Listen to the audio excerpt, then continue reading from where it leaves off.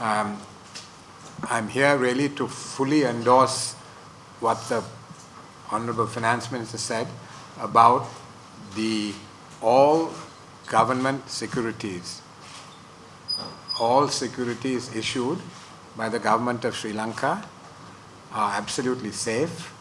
They continue to be risk-free, and the government of Sri Lanka stands fully behind them.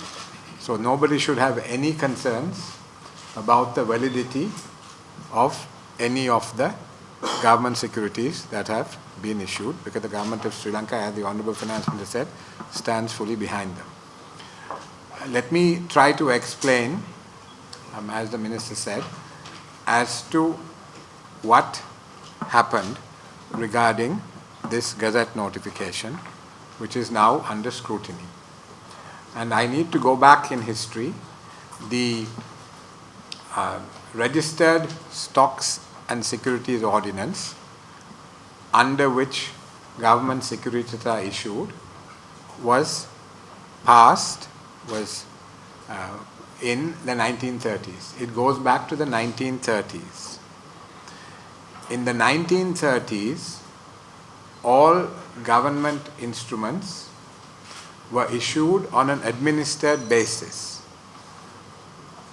By that I mean there was no market dimension to the issuing of government securities. The government administratively decided the amount, the interest rate, tenor, etc., which meant that at the beginning of the year it was able to fulfill the requirements of Article 4.1 of the Registered Stocks and Securities Ordinance, which calls upon the government to issue a Gazette notification prior to issuing of the bonds.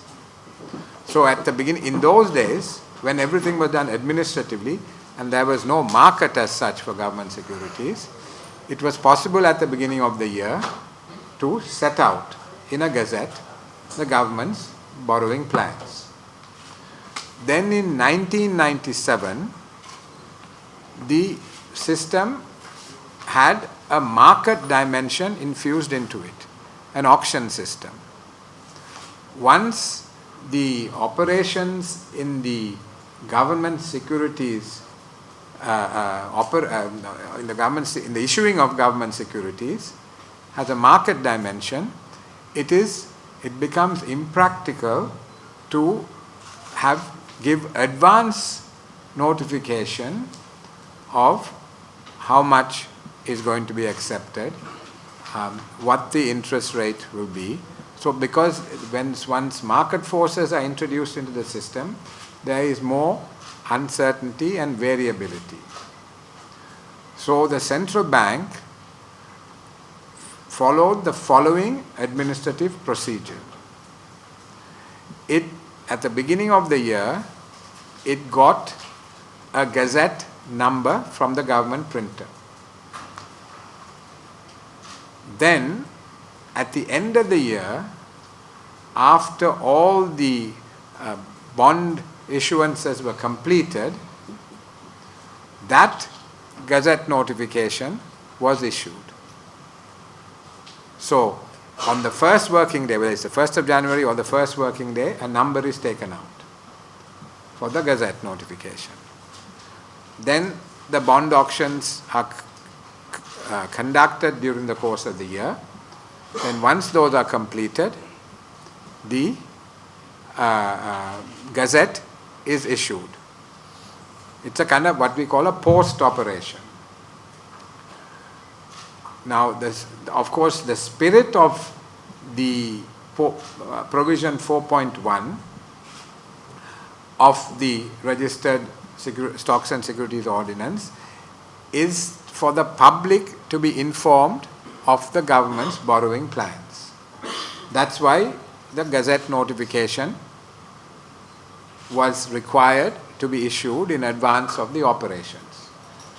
Once it became impractical for the central bank to issue the Gazette notification at the beginning of the year, giving details of all the operations that are going to take place because of a market-based operation becoming more uncertain.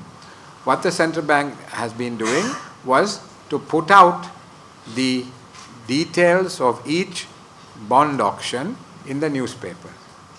So the way it notified the public was to put out the details of the auction in national newspapers, and once the technology became available, it also put it on its website. So the central bank was in substantial compliance. One could argue that the central bank was in substantial compliance of Article 4.1 of the Registered Stocks and Securities Ordinance by notifying the public through the newspapers and more recently the website. Now, the year in question, that is 2015, the number was taken out on the 1st of January from the government printer for a gazette notification. At that time, His Excellency the former President, Mr. Rajapaksa, was the finance minister. So his name is in the gazette notification. Then all the transactions were completed. But in that year, the actual gazette was issued only in November 2016. Because I think with the change of government, etc., I don't know the reason, I was not there in the central bank at the time, the actual issuing of the gazette notification, which is normally issued in December, was delayed to November the following year. So what would normally have been issued in December 2015 got delayed to November 2016. But that has happened in the past. It is not the only time that has happened.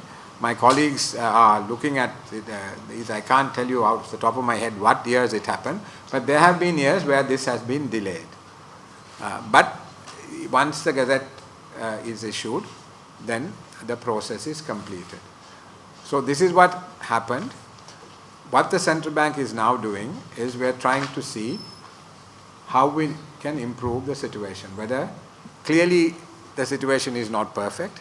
As I said, the central bank is in substantial compliance in terms of the spirit of 4.1, Article 4.1 of the Registered Stocks and Securities Ordinance. But we are now looking to see whether there are any improvements that we have to effect to the process.